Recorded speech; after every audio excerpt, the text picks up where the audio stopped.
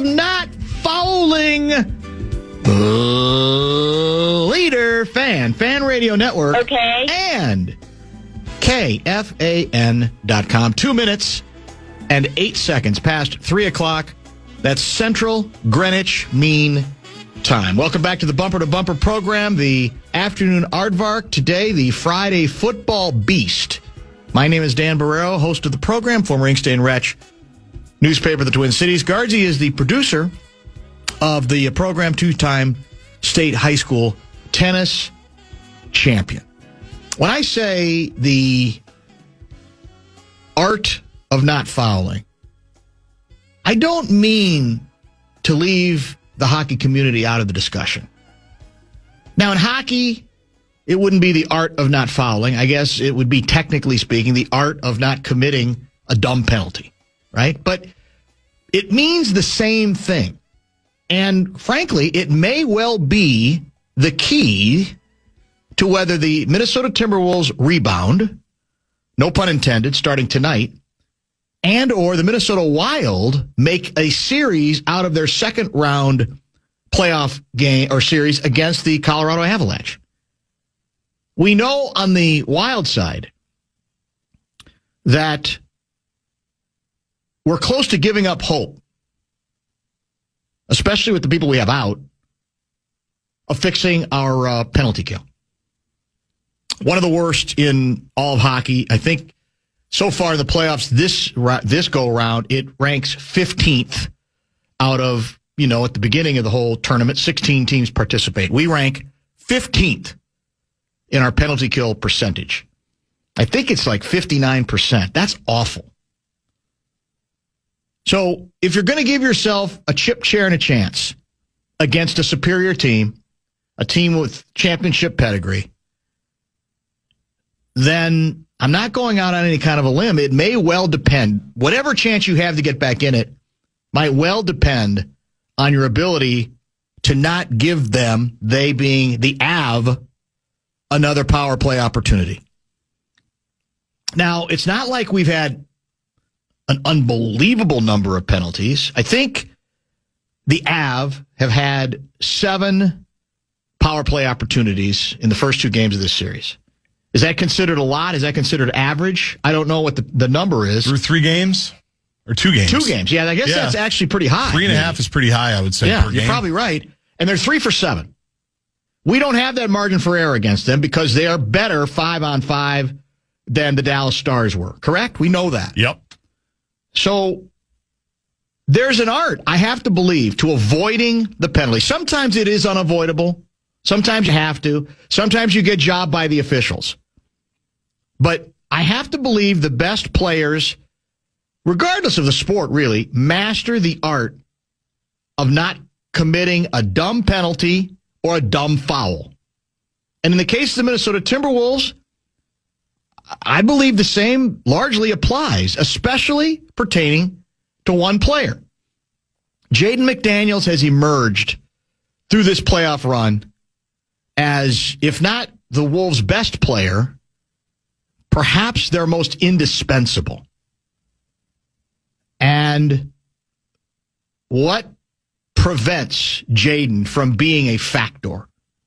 Well, lately and often, when it happens, he can't play because he's got too many fouls. So his minutes get limited as a result. He was getting into foul trouble in the first half with 3. I think he ended up the game definitely under 30 minutes in game number 2. So it's I think essential that might be a lot to expect a guy to master the art of not fouling overnight or over a couple of days, but you have to be smarter about it. He has to be smarter about it. I'm not sure. We all know, again, that the Wolves' margin for error is thin in this series, thinner than it probably was against Denver, all things considered, and considering the opposition. That being the case, you can't squander one of what might be your advantages in this series. And we all know the defense, forget the offense for a minute, the defense suffers mightily when he's not out on the court. Often harassing perimeter players, been able to move all over, can guard a number of different positions, never seems to be tired. I kidded with you on Enough Said today. We do talk Wolves, even though it's going to be a little bit, moldy, given by the time the show airs, the Wolves will be well on their way to either beating San Antonio Spurs, Davey, or losing to them tonight, that the over-under on minutes for Jaden tonight should be 48. I want him to play 48 minutes every game, however long this playoff run goes. And, of course, nobody plays. Wilt Chamberlain, I think, is the last guy who played 48 all the time. But you get the point. He's tireless. The only thing that stops him is himself. And it's funny because they're kind of saying the same thing in New York, about a former Timberwolf. Karl Anthony Towns, once the head coach, received a podcast of this show and listened to it carefully and understood that he needed to run more of the offense through Karl Anthony Towns, that he needed to stop ignoring this offensive asset. He has been quite possibly, well, he's definitely top 5, maybe even top 2 or 3 players in this tournament up to this point. He has been magnificent. Not necessarily scoring 30, but basically getting 20, 10, and 10 all the time. He's a good passer. He looks like he's an even better passer through this series. They're running more stuff through him, and he's enjoying it. Why? Because it helps to engage him. He needs to stay engaged. Jaden needs to stay engaged. They can't stay engaged if, in the case of New York, he doesn't get the ball, Cat, or here, if he's on the bench next to Finchy, because he's got another dumb foul. Now, I think he did get, as we talked about yesterday, job by the officials, one of those first half fouls last week. But Conley talked about it after the game. You got to pick your battles. You have to be smart about it. Now, there's no question that the Spurs aren't stupid. They got good coaches. They still got Pop in the background, who apparently was the first guy to give them the video breakdown after game 1. And what I think they know is, they know it too. We got to try to get him off the court. We got to try to engage him that way. We got to try to force him into fouling us and hope that the Zebras will make the call. And I really believe this whole issue, whether it's fouling for especially Jaden, because it's mainly him, right? I don't think we have a lot of other players who often get in foul trouble. I mean, Rudy can sometimes. Rudy just because... can, and so can Julius a little bit. But it's mainly Jaden, and again, this is essential because he's been your best two-way player. He's usually has the toughest matchup. Yes, and that's it.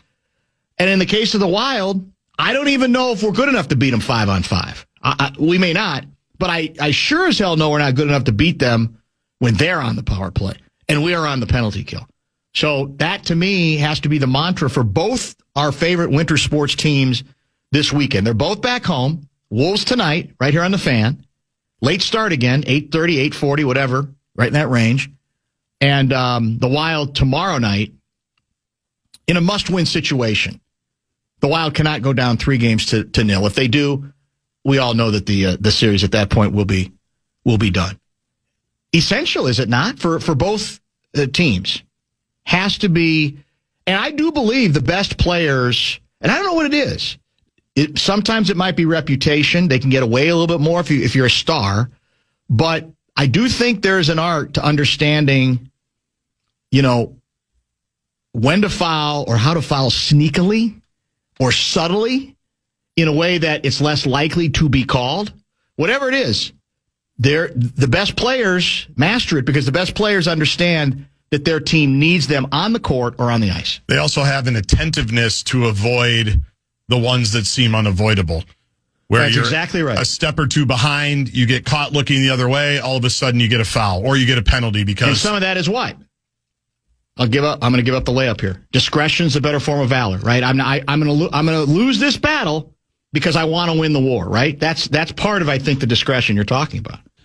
Give away some money. Might as well. FanandBigDeck.com. I want to give you a shot to win bonus bucks. It is our national cash contest, and the keyword is coin. The first keyword of the afternoon. Go to KFAN.com and enter the keyword coin. An apology on my pre-show tweet on the guest lineup. I had Tom Crean at 4:15. Not so fast, my friend. He is coming up next right here on the Fan.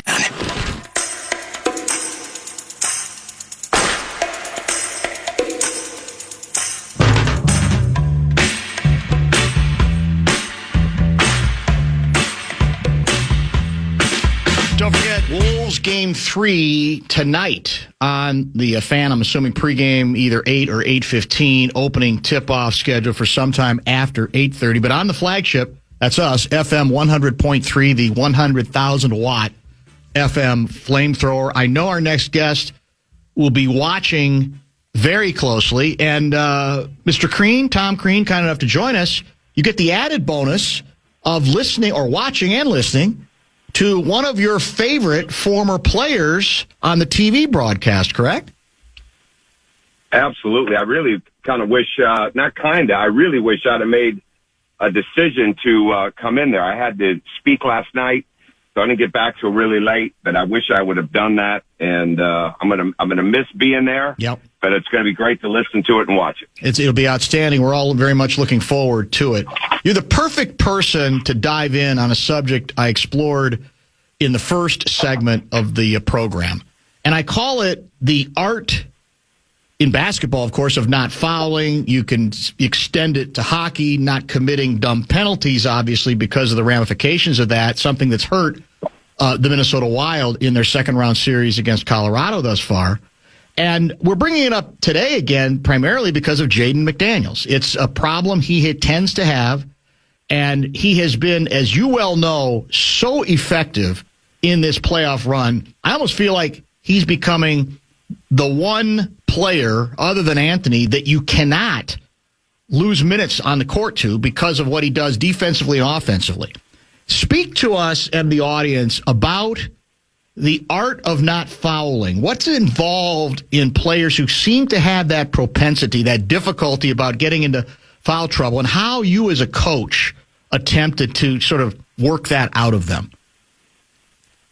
Well, both ends equal each other in this sense, both ends of the floor. You have to be down and in a stance. And my opinion on this with Jaden a lot of times is when he's not getting the ball, when he's not as effective offensively, which was the case the other night, he's engaged defensively, but he's not down defensively. And obviously when you're scoring and when you're locked in, you're engaged, you're down, you're active, and he's such a self-defender. I mean, there's no doubt about that. But when you're up and when you're a reactor rather than being proactive, when your hands aren't as active, when you reach, when frustration can set in. And it doesn't happen nearly as much as it used to with him, but it still happens. It happens to a lot of players. Yeah. And I think that's what it is. I mean, when he's lower, like I use this example with OG Anunoby a lot. And this is one of the reasons he's such a great two-way player. Terrific. You're never going to be lower than he is offensively or defensively because he's going to be lower than you offensively because he's going to be in an offensive stance. He's going to be ready to play, ready to shoot, ready to attack. And he's going to get down and he's going to guard you, which means his hips are going to be down, his shoulders are going to be down, his hands are going to be active. So he may foul, but it's not because he wasn't ready. And to me, that's what happens to Jaden some. And I think people attack his hips. Yes. And so when you're up, you're going to open up that much quicker. When you're down, you're going to be able to take that because when you're standing straight up, I mean, just think about anybody that's listening to this. When you're standing straight up, your hips are high, right? And he's a long, athletic guy. And when he's down, because he's got such good foot speed and quickness, and he's really got quick twitch, he's very twitchy that way, you're putting yourself at a severe disadvantage when you're standing up. And you don't have to be like locked in every possession to be a great defender when you're as athletic as Jaden McDaniels is. But you can't stand up. And I think people attack him that way. They attack those hips. They open him up, and then he starts using his hands. On the ESPN program, right before we came on the air, I don't remember which of the panelists said this. I believe he is a reporter, though, not just a host. And the quote was something to the effect of, he has been told that if this were the regular season, Anthony Edwards would not be playing at all. That at best he's 70%, maybe 75%, but that's just the reality of what he's dealing with here. You know Anthony very well. Does that sound about right to you? Well, I saw that same thing. I think Shams Charania said that on NBA Today. I saw that's that. What it was. And yeah, no, maybe Mark Spears did. Maybe it was Mark Spears. You're That's right. Who it was Spears. Yep. Yeah, Mark Spears. Shams was on after. Yeah, I don't. There's so many people talking for him at times that really don't know. Like, that kid has got such an unbelievable will. Now, I do know that he put it in overdrive because he didn't want to miss time. And what he did, he stayed back, obviously, after he got hurt. Yes. He continued to work, though that first trip that they went with, that was more, he was in a maintenance mode. Like, he had to just kind of like heal a little bit. So that wasn't as much about all the rehab that he did as much as it letting it settle down and heal. But the way he went into this, I mean, I'm not even sure, and it's been reported, some of the things that he's done, I'm not even sure that it's even close to how much he did do to get back. So that's why I think this is an absolute joke that he is not in that award situation where Luka gets the exception for going overseas or whatever it was for the birth of his kids, and Anthony not getting that exception. I mean, like, what is the NBA really looking at? Like, what do you really want out of the NBA, right? If you're an NBA star, you want them to play. You want them to want to play. You want them to do everything they can do to be on the court. And to me, this is just my own complaints. I haven't had this conversation with other people, but it's like this kid is at a different mindset, right? And yes, his body heals well. Yes, he's got, very good genetics in that side of area, but he works extremely hard. So in answer to your question, I really don't know. I have not asked him that. It's been way more about the rehab process, how he feels, what it's like after the games are over. And I know that he has felt, there's no question he's not where he needs to be. I mean, you could see that. But at the end of the day, he's got such a strong-willed mind and loves to compete and win so bad. He always loved to play and compete. Then, as I've said many times on your show, he's grown to love to win. And that's just what he brings. And I think you'll see him in a really good place tonight. I think you'll see Jaden in a really good place tonight. I think that team will respond because so much of what they didn't do the other night is all correctable type of things. And a lot of it is really coming in with the right mindset to match and exceed the physicality that San Antonio played with the other night. But Anthony is going to do whatever he has to do to play in the games. And I know there have been times that he's had to sit in the regular season that he wanted to play, that the medical team came back and said, no, we need to wait another game or wait this distance. And he deals with that. But Anthony is always pushing to get on the court. And I don't think this time was any different. Former college basketball coach Tom Crean, kind enough to join us, doing a lot of basketball analysis at pretty much every level these days. All right, let's get a little deeper into the weeds. On the offensive side, what has to get better to counter what clearly was a strategic switch by San Antonio in Game 2 to blitz Anthony, to blitz Julius a lot, that all of which contributed to the offense really not being in a mode where the Wolves had a chance to win Game 2. What needs to change? What are the counter moves? Respond to the physicality. They came out and they were going to be from the very first play of the game. Vaso getting up into Jaden, forcing that turnover on the sideline where he stepped out. And I think it was Castle was trying to front Julius on that mid post. Like, there were times the other night, fundamentally, they could have got the ball to Julius. You just got to create an angle. Mm-hmm. And I think that Minnesota let the physicality get into them, but I also didn't like the way the ball was moving. TJ Shannon is a fantastic player, but that's not your role to come out and play like you're Anthony Edwards. All right, that's not his role. And he's going to be a fantastic player, man. I know from the very beginning being on your show, yep, I've talked about how good he can be, and that's not changing. Right. But you can't come out. That's not your role. Don't come out and start hunting shots. And the ball didn't move enough the other night. I thought their spacing at times wasn't nearly as good. They didn't have corner discipline, so it allowed the good physicality and the aggressiveness of the guards and being down in a weak side stance or a help side stance on ball side to really help San Antonio. And I think as far as when it went with Anthony, he did too much on the side. He did too much bringing it up on the side of the court. And when you do that, you shrink the floor. Great point. Right? And he knows better than that. You shrink the floor. He was not down the way that he needed to be. He came in the game. He wasn't nearly as low. Well, I think there was some body, stuff to that. I don't know what the level of his soreness was, but he wasn't down and in the attack mode like he was in the game that he came back. Because even though he's not healthy, obviously, and 70% may be a very good ratio. I don't know. I don't know what that is, but at the end of the day, he was not down, and his balance on his jump shots. And I'm not saying anything on your show that I haven't said to him. His balance on his jump shots was not good. His landings were not good, but he was up too high. And I think that, when and again, you can see it coming. San Antonio's plan is to switch defenders on him, be physical, get into him, body him. And he's a guy that responds well to physicality and makes it and uses it against them a lot of times. And he's going to need to do that tonight. He didn't do that the other night. And then the couple times that he got trapped and gave it up, they want to deny him the ball back. Well, when you're playing on the side of the floor, Dan, okay, and you're playing, the sideline is a built-in defender, right? It's like the longest defender on the court. There's nowhere to go when you're over there. So it's almost like being triple teamed when you're on the side because they're bringing the double. You got the sideline right there. You're really shrinking your ability to attack. And then what Anthony's got to get out of is when he gives it up, standing. He's got to cut. He's got to cut again. And I just think it's more of an aggressive mindset. I think there's some technical things, like I said, being more in the corner, creating passing angles. But that ball's got to move. Because then what happened the other night is they got into their head a little bit.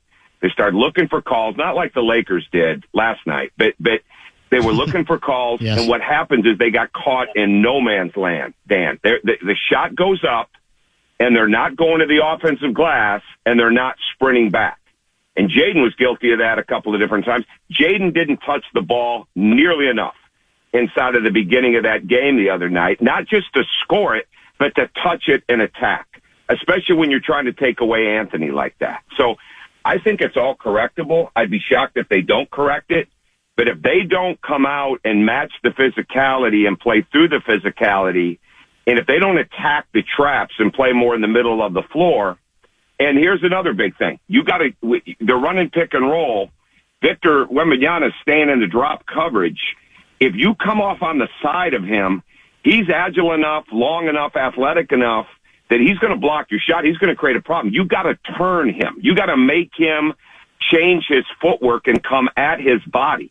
And it's really hard to do that when you're trying to do that off the side of the floor. It's got to be more down the middle of the floor. Great analysis, Mr. Crean. Always appreciate it. You got pretty good sources when it comes to Anthony Edwards. Will you be shocked? I just go to him. Exactly. That's it. So this is an impossible question for you to answer. I don't know. Maybe you don't have the answer to this question. We're all trying to figure out, is tonight the night that he starts after coming off the bench for the first two games? I don't know. It's a good question. I don't know. I don't know what is. I've not asked him about his minutes restrictions. Really, seriously, my conversations with him, and they're usually through texting right now, are more about his body, more about the rehab, what he feels like after the game, and then things I see in the game. Things I see that result, in him and reminders for him, and because he's well coached. I've said that forever. I'm not his current coach, but I'm always looking at him from what he needs to be successful. But I have not asked that. I don't know. I'd be just guessing. But I mean, if his minutes restriction stays that way, then maybe. But whatever happens tonight, start, not start, they can't come out and not have the ball moving the way it wasn't moving the other night. Because the physicality of San Antonio set the pace of that game. And they played well early, they played close early, but they never responded to it the way that they needed to. And San Antonio turned it up. They didn't look anything like that in game one, but they turned it up. They felt they could. And tonight is the night, no matter if Anthony's in or not in, that they come and they attack that physicality. I think it's going to be a heck of a chippy game. So you mentioned the Lakers' response last night to OKC. That opens up a question I think we should, or an area I think we should explore, and it's the ongoing debate about Oklahoma City and the way they guard, and whether the criticism is they foul on every possession, and that tends to wear down the officials. Now, I heard Brian Scalabrine this morning say that he looks at OKC as he understands the frustration other teams occasionally have, but he credits Oklahoma City staff, their head coach, with basically very effectively, quote-unquote, bending the rules in favor of OKC for them to play the way they do defensively. You also have been around teams, I'm sure, that wallow in self-pity about calls when all that does is doesn't get to the real reason they're behind or they're having difficulty. So where are you on that whole philosophical discussion about OKC fouling, flopping, the whole bit? I'll start with OKC, and then I'll get into the Lakers. I've known of Mark Daigneault for a long time. The first time we had a really in-length conversation was back in 2017 in the fall. He was the blue head coach for the G League, and I went. They used to have a clinic there. Billy Donovan was still the coach, and I was in between Indiana and Georgia, so I went to speak at the clinic. But they had a group of young college, like quality control people, GAs, director of operations. It was all like an intel gathering. They brought in a bunch of people from around the country, which was very, very smart, to build into their network of their coaches and scouts and Sam Presti and everybody. And long story short, I was there the night before to speak to that group. And Mark Daigneault, we spent more time talking about switching solutions. Like he was one of the first coaches that I was around that was absolutely immersed in how you attack switching. I think it's very easy to say right now, 9 years later, he's as good as anybody in the NBA at finding a switch. Oh. Okay, and that's an advantage because everybody hunts switches. Yes. Not everybody attacks them the way that he does. So we're going to give credit there because I have no doubt about that. All right? Now, do they understand how to draw fouls? I think they're the best. There are other players that are phenomenal at drawing fouls. There's no team better at drawing fouls. Now, do they push the limit? Yeah, but let's look at Shea. Shea's a great example. If you show your hands on Shea defensively, he absolutely knows how to create that contact to get the whistle from the referee. And one thing I like about Shea, and Anthony has cleaned this up too, Anthony doesn't yell the same way after every time he thinks he's fouled. True. Because it's almost like a quarterback changing his cadence at the pocket. You can't sound the same. Or now it just becomes like white noise to the referee. Yes. And so Anthony has done a much better job of growing into how he uses his voice or uses the yell to get the attention. Shea is masterful at it, right? Like Shea's got the head bob, he's got the shoulder bob, he can yell, he can grunt, he sells it. And so I think that's a heck of an advantage. That's part of the game, right? That's a disadvantage for those that don't do it. They are so good at creating those. Here's another thing that they're so good at. They take your help out. Like Lou Dort does a lot of different things, and he gets a ton of credit defensively. But here's what else he does. If he smells a switch when he makes the pass, or his guy is on his body and he makes a quick pass, he is masterful at not only screening to get the switch, but if they don't want the switch, he finds a way to like step into his own man. It's basically a foul. It's like a moving screen, but he doesn't have the ball, and nobody ever calls it. And so like there's all these masterful little tricks, and I go back to Mark and that staff, and I credit Mark big time on this. They have understood how to attack switching, how to master it, how to get the fouls. They're very, very good at it. Let's flip it. I do think they get away with some, but let's flip it over to the Lakers. All right? If the Lakers had Luka in there right now, their defense would be even worse because he's such a poor help side. Yes. Oh, I'm not kidding. No. I mean, he can score. He might get 30, but he gives it up because he's not engaged defensively on the weak side. And right now, when you watch the Lakers play, Austin Reeves did draw a couple of fouls on Shea. He did a really good job. He had a charge. He had another call. But, like, when they get him in an open court, they're going by him. right? And the problem for the Lakers, there's been three problems to me all year. You know, and right now they're doing this again. Okay, and this would be the fourth. They give up more 5-on-4s because somebody's complaining in the backcourt and they're not getting back. They're like the Celtics were for a couple of years when Jason Tatum would be laying on the floor or complaining at the ref, and all of a sudden you could race up and get a 5-on-4 and you could take advantage of them. Right now, the three biggest things that they do, they're very, very poor on the weak side of awareness and blockouts. The bigs really struggle anytime you force them to come out on the court and defend or get them in a help situation with Ayton and with Jackson Hayes. And the other thing is their switch communication when the ball is moving, like it is for Oklahoma City. Oklahoma City is not only attacking you off the top, they're attacking you off the wing and the corners, and they're getting the ball kicked out. And so that attacks their help side. Well, when they bring in somebody to the screen, their communication still sucks, right? And it's like it shouldn't be like that, you know, when you're the Lakers. They're talented. I mean, LeBron is one of the more engaged defenders on that team at 41. So I'm not criticizing him as much as the team is, but like you look at how easy it is to offensive rebound against the Lakers, and it's been that way all year. And it's just, that's what it is. And so what happens is when you get beat, and yes, it's more contact, they're into them psychologically, you want the narrative to be the victim card more than you want the narrative to be, we got to play better.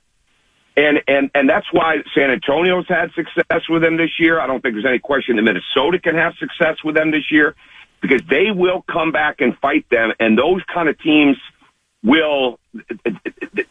they understand that you have to keep attacking them and not play isolation basketball against them. Because if you keep attacking them, you're going to get them making mistakes. But Oklahoma City has earned this. Yes, they get away with things. Yes, they push and shove. It's the old adage that we've had in coaching forever, that they can't call all the fouls. So they do use their hands. They do swipe at you. They do hit your wrists. But they've been doing that for years. It didn't just all of a sudden happen. But they don't get enough credit for how good of a basketball team they are and taking advantage of what they can take advantage of. The best approach for the Wolves when you're dealing with what Wembanyama presents, the challenges he presents defensively. Let's go back to game one. I liked how hard they went to the Wolves went to the basket, knowing that some of those shots early, I think two in a row within the first minute, got blocked. I think there were shots by Shannon that you mentioned earlier. But I liked that they didn't stop. Sure. I liked that look, we all understand the mid-range and just hitting some jump shots going to probably be pretty essential in this series, more essential than against Denver. But I still prefer that aggressiveness. How do you thread the needle on not being stupid in trying to get at him to a place where you're asking him to block the shot, but not becoming too passive offensively either? Well, I think it's the thing I said a little bit earlier. It's the pick and roll game. Okay, if he's in that drop, especially when Rudy goes up to set the pick, you've got to change his feet. Okay, now, can Shannon get by him at times? Yeah, he did the other night. You've got to the more you can get Wembanyama lifted, the quicker you have to attack because he's not going to be up there all the time, and especially in the pick and roll. So now sometimes running high pick and roll with Victor is not necessarily the answer because he can see the ball coming at him, if that makes sense. Yes. And if you don't change his feet, then he's got a great read on it. You've got to continue to move him. You've got to continue to this is a great example of why the Celtics couldn't beat Philadelphia. Embiid is a different defender. But in those three games that they won, the Celtics never made Embiid uncomfortable defensively. They never moved him around. Great point. And so he might have got fatigued, but he didn't get fatigued on the defensive end. You have to, because Victor wants to shoot on the perimeter, because Victor wants to be a perimeter guy, you got to keep putting pressure on him defensively, okay, where he wants to be a part of the offense and it's not easier for him, right? Because that's going to bring some fatigue to the defensive end. And they played him those limited minutes throughout the year to have him be able to play these heavy minutes in the playoffs, which was very smart. But you still got to go at his body. Here's the other thing. You got to seal him in his legs every chance that you get. He's like most big guys. He does not like having the front of his body, the front of his legs hit and taken away. So you've got to look for those seals, look for those opportunities, especially on the break. I think the Wolves And Anthony is good on this when he's coming up the court. Like, throw that ball to the wing and attack. Attack before Victor gets down in there. Let Rudy get a seal. Let Julius get a seal on his body. So you steal some looks at the basket that way. But I think the movement of the feet, the going into his body, to getting him to engage in you in a one-on-one while keeping your dribble, right? Don't just pick up your dribble on him. Keep your dribble while he's guarding you one-on-one. Now, kick the ball out. You move and cut, or in Rudy's case, get behind the defense. And now you're making Victor have to do two things at once. Jokic is really, really poor guarding, and the Wolves did a good job of this. Jokic is really poor as the second defender, and I know I said this last time I was on your show. It didn't change. Victor's so good at doing so many different things that when you move him, when you get physical in his lower body, when you change his feet, now you have a chance to get some baskets that you wouldn't otherwise get. Last question for today. The age-old question of series dynamics. The Wolves win game one at close to the buzzer. They get annihilated. They get routed in game two. And there's always the question of, okay, did something seismically change between 1 and 2, especially from the Spurs side, where they quote-unquote figured it out in a way that they say, well, we're the 62-win team. We're the team that's supposed to go someplace this year. Now we know what we can do against them. Does that become, can a result in a single game, I guess I'm saying, in a 7-game series become irreversible? How do you look at it as a coach so that, obviously, from Finch's standpoint, he's saying, no, it was a bad performance. He said out loud, we got punked, but that it doesn't mean it's what took place was irreversible. Because I think some people think a door was opened in a way that, given the Wolves' injuries on top of it, that the Wolves might not be able to close it again. How do you deal with the psychology of that as a coach? Well, this is huge tonight, and this is absolutely huge because the physicality, the denying of Julius at that 17, 18-foot mark to get that high post pass. Here's another big thing that was brutal the other night. Minnesota wasn't nearly strong enough with the ball. No. And so that physicality that San Antonio came with, they got in and they got swipes. They got deflections. They created contact on that. And I think I credit, and he's a good friend of mine, but I credit Sean Sweeney with a lot of that with the defense in San Antonio for the way they knew to attack, right? And they came out with the mindset that we're going to be physical with you from the jump street. Even if we have a couple fouls, so what? Here's how we're coming at you.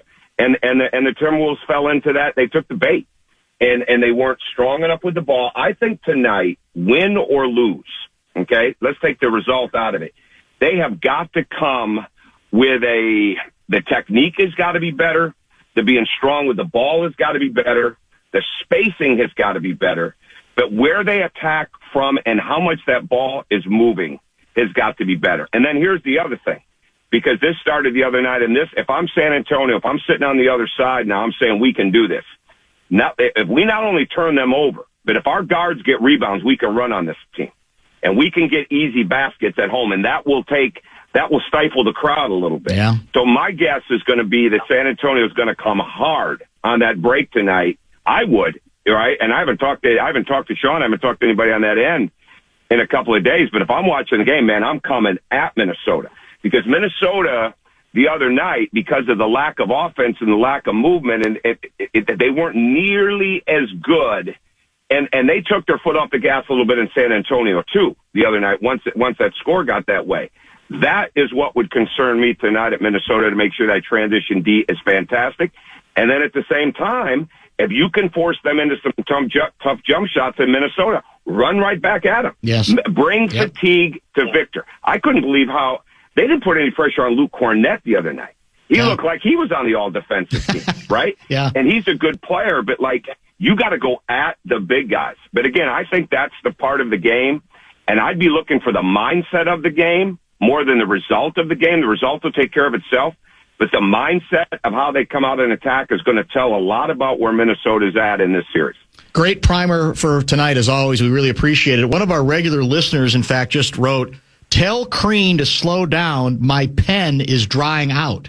See, we got people out there trying to take notes. So that's why you off of tape your it. analysis. So that's I love it, man. Yeah. But that's why you put it online so they Yeah. can go back and rewind it. That's what we'll do. I can't. We get talking fun stuff, man. I can't slow down. I don't know how much time we have, so I got to make sure I get it in. I want you to get every bit of it in as you always do. I appreciate you, man. We'll be in touch as this thing plays out. Be good. Anytime. Thanks a lot. Have a good weekend. You as well. Tom Crean with great analysis and sobering analysis, I think, about the current condition of the Wolves. I think he's pretty straight with what he's saying and what he's kind of demanding of the Wolves tonight if they want to turn this thing back in any meaningful way.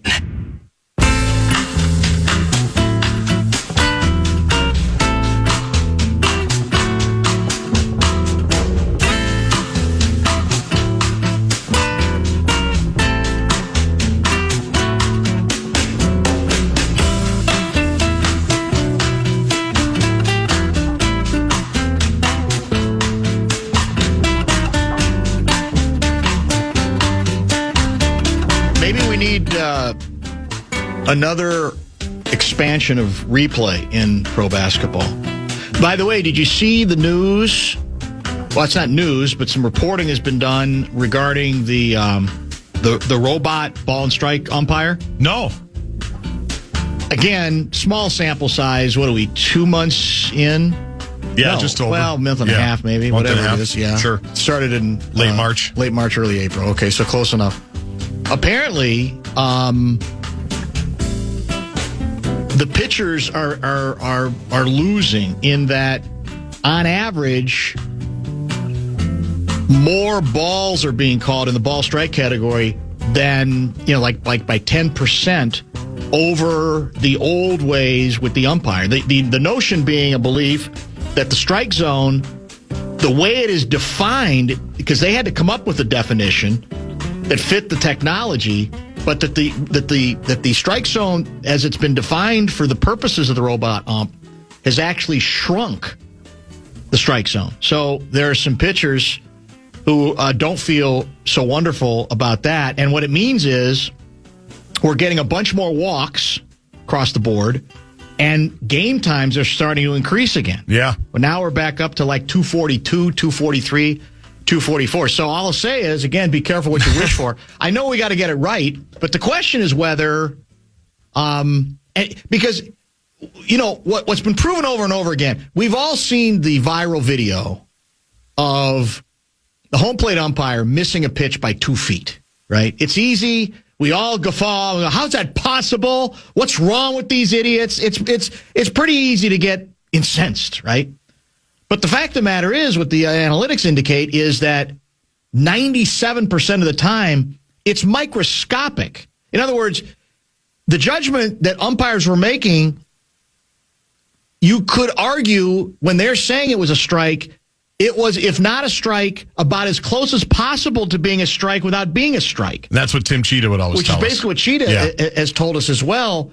And it shows again just how difficult it is, that process, because we always have the opportunity to look afterwards or at several replays of it, not when you're behind the plate and you've got to judge the ball as it crosses home plate and where it's supposed to cross home plate. At 103 miles an hour. Yeah. So it's a tough job. It's an impossible job. And I guess we're supposed to feel better about the fact that the robot umps are in charge. But now we have more walks than we ever had before. And what I wonder is whether they might reconsider what they defined as the strike zone on the basis of this, because the feeling is it has actually been shrunk from the original intent of from where to where in terms of high and low. So we'll interesting. See. I don't know. I imagine Cheetah, I don't know if he smokes cigars, but I imagine him like sitting with Lavelle somewhere in St. Paul, smoking a cigar and saying, that's what I tried to tell those guys. That's probably true. Do we have any news on DeSumo? Listed as questionable officially earlier today. I'm going to be gobsmacked if he plays on the basis of what we saw last game and apparently a new injury. But I don't know. I mean, I guess I could be surprised here. And we're back to, is this logical? Right. The longer it goes, is it logical to think they can keep reinventing themselves the way they did in tremendous fashion in Game 6 against Denver, and to a certain extent, Game 1 against San Antonio, that we're going to reach a point where it's too many bodies missing. When you also factor in that Edwards, whatever percentage he's at, it's clearly not 100%. I saw that Io took part in shoot-around today, and I'm trying to find it who tweeted about it because I know somebody did more specifically. It was Chris Hine. Here it is. Desumu was playing in the Wolves' stay-in-shape scrimmage, which features end-of-the-bench players and reserves, a fairly high-intensity scrimmage they do after, which is usually an indication that you're not going to play because you're just – now maybe he wants to get into some extra shape. I don't know, but – so usually if you're playing in that, you're not playing in the game is what I remember historically. Okay. But he was part of the shoot-around today and listed as questionable. We'll find out eventually, right? It's another, as we said, another late start, so it certainly will not be early. Willow Mark Rosen's cat guy is very, very crestfallen because he is the regular listener I quoted without naming him to Tom Crean about he's got to slow down because my pen's running dry, ink's running dry. And the best way I can put it, Willow Mark Rosen's cat, because he's responded again. Too cool to tell your friends one of your listeners is a cat. Okay, I see how it is. I didn't think there was going to be an easy way for me to explain the moniker to Tom Crean. So I figured I'll probably just not say worth listener. the time. And we're running out of time as it was. But Willow Mark Rosen's cat guy is a good line. It's very well played, and we appreciate that. And I don't love cats. I've made that pretty clear. They're not my favorites. They don't like me. I don't like them. It's universal. Apparently. Yeah. So dogs. Reciprocal. Yeah, that's probably it. I like how Tom gave us the podcast plug, though. He did. That's true. I mean, he gave us a good promo for the podcast. It's always available after the show on the Barreiro channel of your iHeartRadio app. And you can slow it down, half speed if you want. That's the beauty of podcasts. You can pause it. Yeah. You can do whatever you want to. Exactly right. Stay on schedule. I'm so curious if the strike zone is flat like a pane of glass, or does it have depth like the home plate has? I think it does. I'll look for the story that had this update on all the walks, the extra walks that are now being drawn on the basis of more balls being called balls. If I can find it, might be able to figure all that out as well. Let's get a top of the hour break, and I have some explaining to do according to 651 guy when we come back. Don't forget Ben Gessling at 4:30, Lavelli Neal the third 5:30. Is it possible I am underrating? There seems to be, for me, a little too much arousal about this wide receiver news. I don't know, man. You haven't lost yourself in his eyes like so many. No, and I'm not saying he can't be helpful, but I just don't think this is as seismic a move as some other people who are just really, really excited about it. Maybe Ben Gessling joining at 4:30 will convince me otherwise. Lavelle is scheduled for 5:30 as well, and we expect the text from Kevin Fallness to keep coming in.